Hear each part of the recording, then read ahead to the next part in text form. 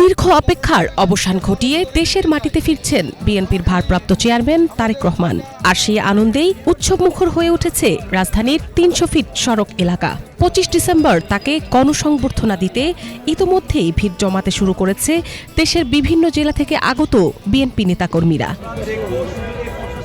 ২৪ December বুধবার সকাল থেকেই সংবর্ধনা মঞ্চের আশেপাশে নেতাকর্মীদের ব্যাপক উপস্থিতি লক্ষ্য করা গেছে। মঞ্চ প্রস্তুতির কাজ চললেও সাধারণ কাউকে মঞ্চে প্রবেশ করতে দেওয়া হচ্ছে না।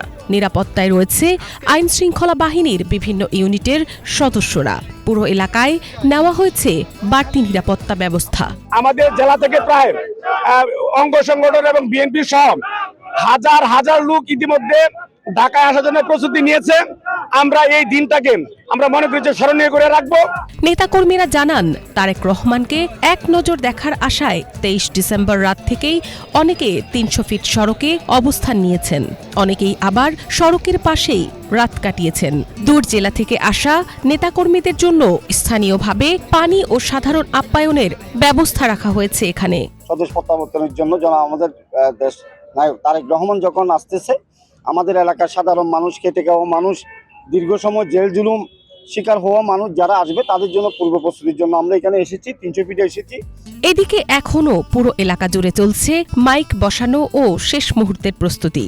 ব্যানার ফেস্টুনে ছেয়ে গেছে সড়কের দুই পাশ। নেতাকর্মীরা বলছেন, ১৭ বছর পর তারেক রহমানের স্বদেশ প্রত্যাবর্তন শুধু রাজনৈতিক ফেরা নয়, এটি মা মাটির প্রতি এক ভালোবাসার প্রত্যাবর্তন। আগামী দিনের ভবিষ্যৎ সেই নেতা আসবেন, সেই আশাকে সামনে রেখে ঈদের উদযাপনের মতো আজকে আমরা খুশিতে আমি 2 দিন যাবত এখানে অবস্থান করতেছি। আমরা দেখব, শুধু এই প্রত্যাশা নিয়ে এখানে আসছি। আর আমিও একজন ব্যক্তি, আপনারা দেখতেছেন আমি এই অবস্থা আসছি, শুধু ওনাকে একটা নজর দেখব। দলীয় সূত্রে জানা গেছে ২৫ ডিসেম্বর দুপুরে সিলেট হয়ে ফ্লাইটটি হযরত শাহজালাল আন্তর্জাতিক বিমানবন্দরে নামবে। সেখান থেকে তারেক রহমান প্রথমে ৩০০ ফিট সড়কে আয়োজিত সংবর্ধনায় দেশবাসীর উদ্দেশ্যে বক্তব্য রাখবেন। সংবর্ধনা শেষে মা বেগম খালেদা জিয়াকে এভারকেয়ার হাসপাতালে দেখতে যাবেন। মায়ের সঙ্গে দেখা করার পর গুলশানের বাসভবন ফিরোজায় উঠবেন বিএনপির ভারপ্রাপ্ত চেয়ারম্যান।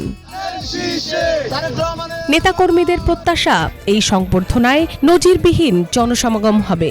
তাদের বিশ্বাস, দেশ ও জনগণের জন্য তারেক রহমানের ভবিষ্যৎ পরিকল্পনা নতুন করে আশার সঞ্চার করবে।